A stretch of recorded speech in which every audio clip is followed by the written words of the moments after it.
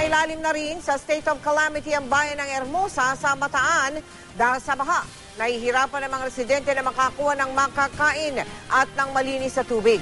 Nakatutok doon live si Micaela Papa. Micaela?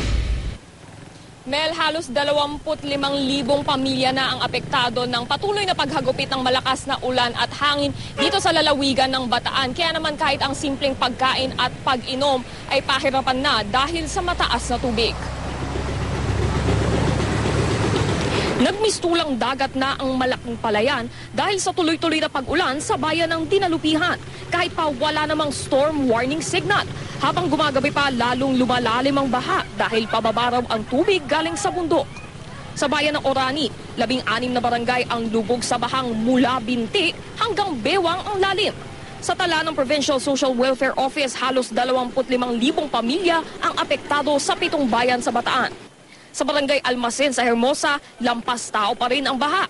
Ayon sa munisipyo, may ilang kaso na ng LBM dahil sa pag-inom ng tubig mula sa mga nalubog na poso.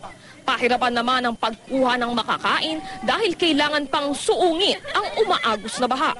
Dahil sa malakas na ulan, yung mga pamilya dito gumawa na lamang ng tulay para makalabas nga at makakuha ng pagkain sa bayan. Ang problema dahil nga katabi nila yung ilog, sa lakas ng agos ay nasira na rin yung tulay na gagamitin sana nila para makalabas.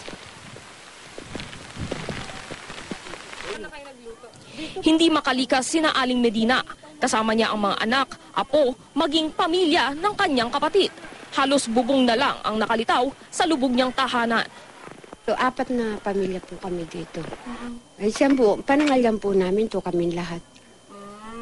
Mami, anong kakainin niyo? Ito rin po. Itong iisang kaldero na to, pang buong araw na. Problema ng mga residente ngayon ang malinis na tubig. Ang ilan nga sa baha na rin naghuhugas ng pinagkainan. Sa halos 2 linggong pagkakalubog ng barangay Almacen, aminado ang lokal na pamahalaan na kulang ang rasyon at medisina ng munisipyo sa mahigit 1,000 pamilyang apektado. Kaya kanina, nagdeklara na ng state of calamity sa Hermosa. Pag sinabi mo kasing 1,000 families na magbe-benefit ng dalawang relief goods, that's good for 1 day. By doing so, kasi pwede namin ang gamitin yung 30% dun sa calamity fund namin. Mel, ayon nga sa munisipyo, magiging maingat sila sa paggamit ng calamity fund. Karamihan nga dito ay mapupunta sa pagbili ng relief goods na magsisilbing pantawid gutom ng mga residente. Iyan ang latest mula dito sa lalawigan ng Bataan. Balik sa iyo, Mel. Maraming salamat sa iyo, Micaela Papa.